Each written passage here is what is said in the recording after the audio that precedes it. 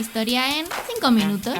Bienvenidas y bienvenidos a Historia en 5 minutos. Yo soy Alejandra y hoy vamos a seguir con la serie de Historia Universal. Y esta vez vamos a viajar mentalmente de nuevo en estos viajes mentales en el tiempo que hacemos al Antiguo Egipto, porque hoy vamos a empezar con la parte de la historia de Egipto. Que bueno, como ya sabéis, los que me seguís desde hace tiempo, pues mi especialidad es el Antiguo Egipto. Entonces, pues a esta civilización le voy a dedicar un poquito más de espacio. Así que bueno, vamos a empezar ya con esta historia. Lo primero que tenéis que saber es que el asentamiento en la zona del Nilo se va produciendo a medida que va habiendo cambios en el clima. ¿Por qué? Porque la zona del Nilo era una zona muy selvática, por así decirlo, muy llena de vegetación, y por este motivo era inhabitable. Entonces, a medida que va avanzando el Holoceno, la zona del Nilo se va haciendo más seca. Y entonces, porque se va haciendo más seca, pues empieza a ser más habitable. ¿Pero qué es esto del Holoceno? Bueno, eso ya os lo conté en esta serie de Historia Universal, en otro vídeo que os dejo por aquí, por si todavía no lo habéis visto,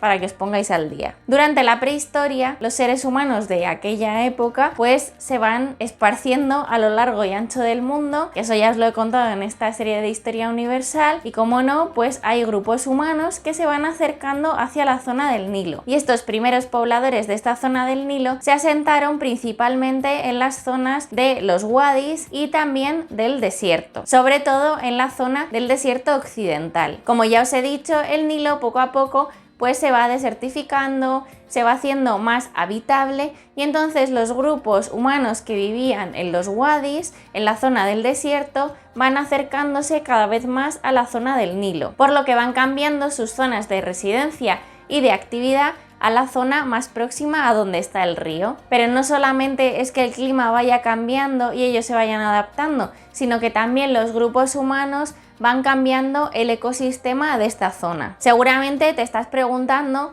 cómo es posible que una zona que está rodeada por el desierto pueda tener ahí, donde el río, una zona tan selvática, ¿verdad? Pero dices, es que no me cuadra, ¿dónde? Bueno, pues es que resulta que el Nilo antiguamente, durante mucho tiempo, sufría crecidas, es decir, el cauce del río se desbordaba porque había unas lluvias, hay unas lluvias en la zona de Etiopía que son súper abundantes, que provocan que el Nilo se desborde. Este desbordamiento del Nilo cubría una superficie de la tierra pues bastante extensa, pero además es que el Nilo traía un abono natural que es conocido como el limo. Entonces esto nutre muchísimo la tierra y provoca que sea muy buena para el cultivo, porque no es solo que traiga agua, que es el agua del río, sino que también trae un abono natural como es el limo. Entonces imagínate, si este desbordamiento natural no es aprovechado para la agricultura, sino que hay muchísima vegetación, lo que provoca es que sea una zona pues bastante pantanosa, con una vegetación que es indominable. Si además a esto le sumas que el clima de esa época todavía no era tan seco, pues tenemos una zona selvática, o sea, pues, que te lo puedes imaginar. Durante el Neolítico egipcio destacaron tres culturas principalmente, que pertenecen al periodo del Neolítico final y al periodo predinástico. El periodo predinástico, por explicarlo de una forma muy simplificada, es el periodo del final del Neolítico, cuando empezamos a ver algunos rasgos que nos muestran que va a empezar a surgir un estado en Egipto, y se llama predinástico porque es justo el periodo anterior al momento en el que surgen las primeras dinastías egipcias. Es decir, durante este periodo predinástico se dan los últimos coletazos de lo que es el Neolítico y las primeras pruebas de que está surgiendo, que va a surgir muy pronto, un estado en Egipto. Este periodo predinástico está marcado principalmente por la cultura de Nagada. Durante este periodo del Neolítico final o periodo predinástico encontramos una serie de culturas cuya política está articulada en torno a los gobernantes locales. Esto va a verse después en la evolución del Estado egipcio,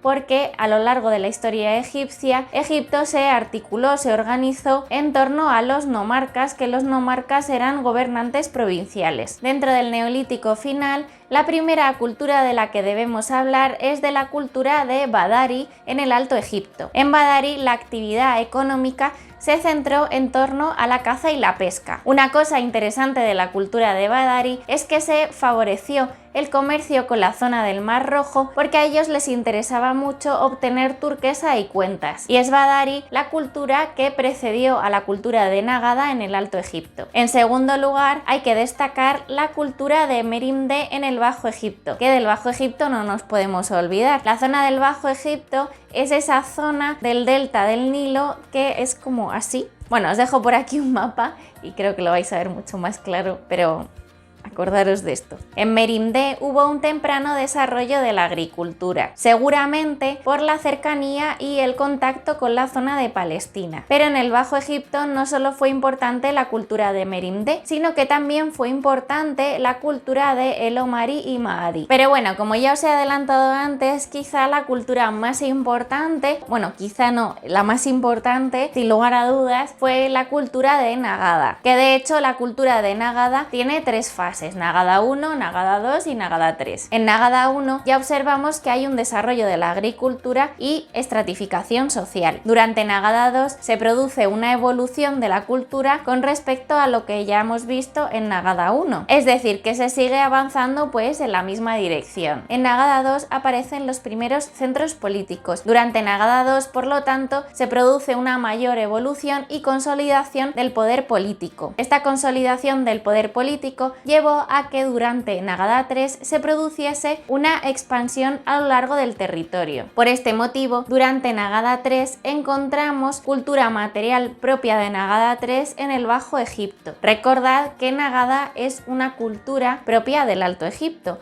Por lo tanto, si encontramos cultura material de esta cultura en el Bajo Egipto, nos está diciendo bastante sobre lo que está sucediendo en este momento de la historia egipcia. Es decir, que se produce una expansión de la cultura de Nagada a lo largo de todo Egipto, a lo largo de todo el Valle del Nilo. Por lo tanto, esta cultura del sur, esta cultura de Nagada, se expande hacia el norte. Y de hecho, Nagada 3 es el periodo anterior a la unificación de Egipto. El Neolítico y el periodo predinástico en Egipto terminan cuando aparece lo que conocemos como la dinastía Cero, que aparece en torno al 3200 a.C. A finales de la dinastía Cero se produce la unificación de Egipto bajo un solo poder, y esta unificación se ha achacado tradicionalmente al rey Menes, que es el primer rey de la dinastía 1. Con esta unificación de todo el territorio egipcio y por lo tanto con el fin de Nagada, podemos hablar sin lugar a dudas del surgimiento del Estado egipcio. Esta unificación de todo el territorio egipcio parece ser que fue gracias a campañas militares, a conquistas militares, pero realmente no podemos estar al 100% seguros de esto, ya que solo tenemos referencias artísticas de ello y no hay ninguna fuente textual que nos hable directamente sobre el tema, aunque sí que parece que debió de ser una conquista militar. Es en este momento, durante la unificación de Egipto, cuando aparece la primera prueba de escritura en Egipto, es decir, que surge la escritura. La aparición de la escritura marca el inicio de la historia, por eso distinguimos entre prehistoria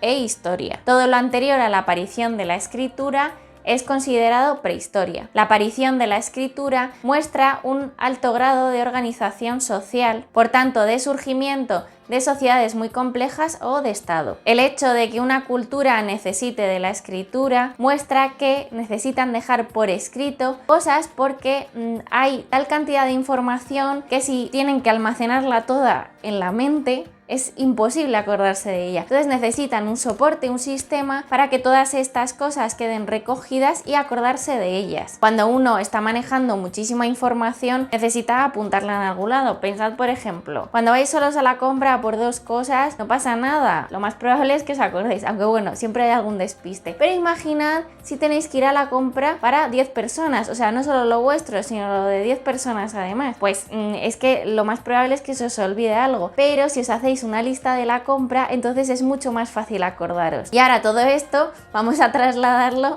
a una escala macro, como es un estado o una provincia o una ciudad o un pueblo muy grande, en fin, cuando hay mucha más información y realmente si hay cosas que no se dejan por escrito, se puede estar perdiendo dinero y a nadie le gusta perder dinero, y este es uno de los motivos por los que surge la escritura, para no perder dinero. Pero la escritura, como sabéis, no solamente se utiliza para cuestiones económicas, burocráticas, sino que también se empieza a utilizar en el ámbito religioso y funerario. Es decir, es importante dejar por escrito los mitos para que estos no se pierdan, porque empieza a haber mucha gente, las prácticas religiosas se hacen más complejas o, bueno, cambian por lo que sea, y entonces también es necesario dejarlo por escrito para poder mantener un buen culto a los dioses y para que se transmita esta información de una forma adecuada a lo largo de las diferentes generaciones. La transmisión oral puede fallar, pero si se lleva un adecuado sistema de escritura, así como de copias de estos textos a lo largo del tiempo, es muy probable que todo este conocimiento no se pierda. Y bueno, hasta aquí el vídeo de hoy. Nos vemos en el próximo vídeo, donde abordaré las primeras dinastías de la historia egipcia, la dinastía 0, la dinastía 1 y la dinastía 2. Nos vemos pronto por aquí, en Historia en 5 minutos. ¡Hasta luego!